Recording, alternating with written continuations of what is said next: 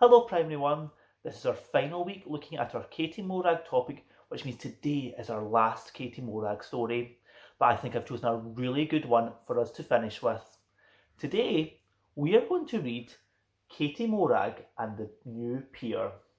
The blurb tells us that a new pier is being built on Struy, and everyone, especially Katie Morag, is very excited. The islanders can't wait for all the changes they are sure the new pier will bring. But there is one person who is not so sure.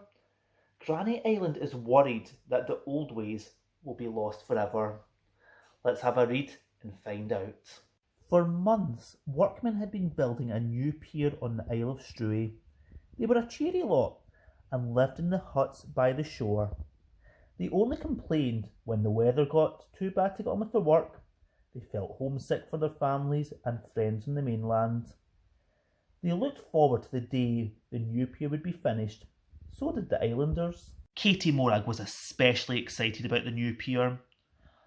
The boat will be able to come 3 times a week instead of 1, said her father, Mr. McCall, the shopkeeper. Mrs. McCall, the postmistress, was delighted. She would have lots more mail deliveries to do.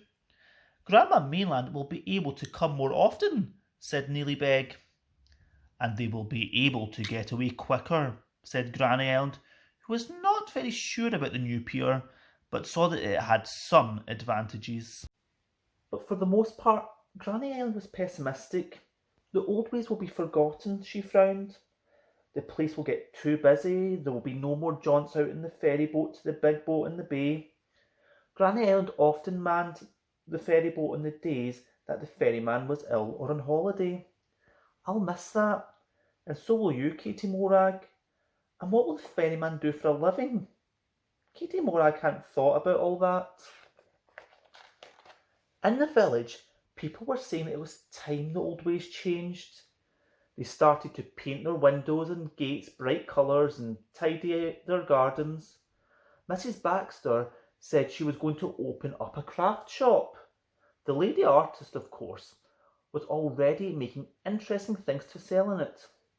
On the other side of the bay, Mr. McMaster, the farmer, was very pleased. I'll be able to send off eggs, milk and cheese to the mainland 3 times a week. Ah well, sighed the ferryman. I suppose I'll soon be redundant. What does that mean? Asked Katie Morag. No longer wanted, replied the ferryman, as he and Katie Morag walked along the shore. Katie Morag nearly tripped over a large blue, neatly coiled rope on the tide line. Finders keepers, said the ferryman. That's the rule of the sea when something is washed up by the tide. Oh no, I'll give it to the ferry boat, declared Katie Morag. Have you been having chocolate cake again?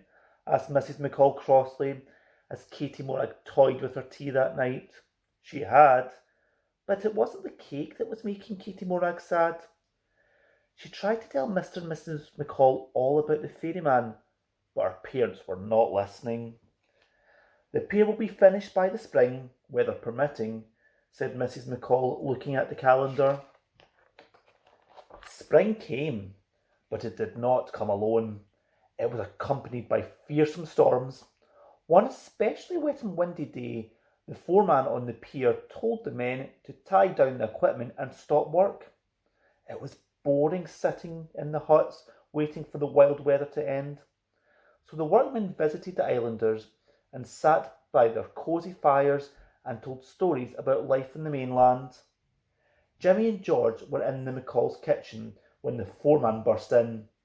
The huts are floating out to sea, he shouted. Everyone rushed to the door, and sure enough, there was the new pier awash, but not a hut in sight, save for one that bobbed and bucked in the bay. The rest had all sunk. There was something else bobbing in the bay. It was the ferry boat. Katie Morag could just make out the ferryman throwing a rope over the handle of the hut door.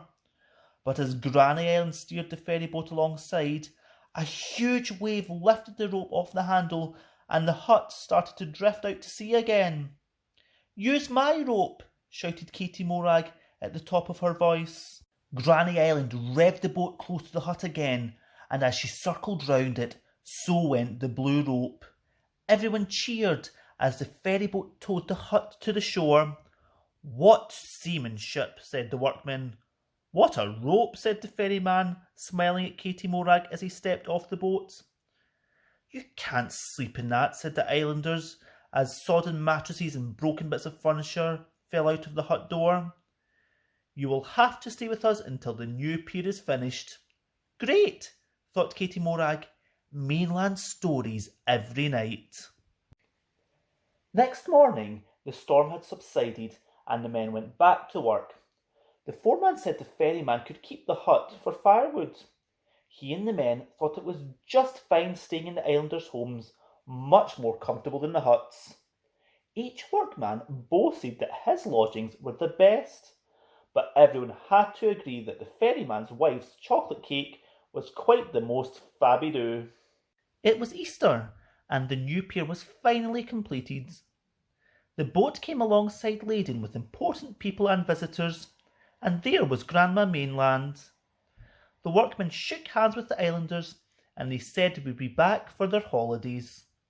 Nearly everyone wanted to book in at the ferryman's house, and Katie Morag knew why.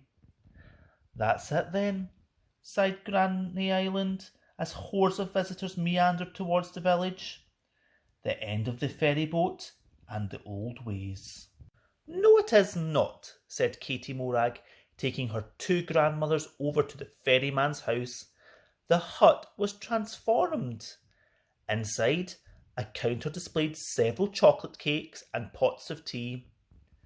Grandma Mainland was the first in the queue. "After the visitors have had their tea, you and I and Katie Morag can take them out for a jaunt in the ferryboat, Granny Island," suggested the ferryman. "And you can tell them all about the old ways," said Katie Morag. Granny Island smiled. The new pier was not going to be such a bad thing after all. I hope you all enjoyed Katie Morag and the new pier. I thought this would be a very good story to finish with because it's all about change and how sometimes change can be a little bit difficult.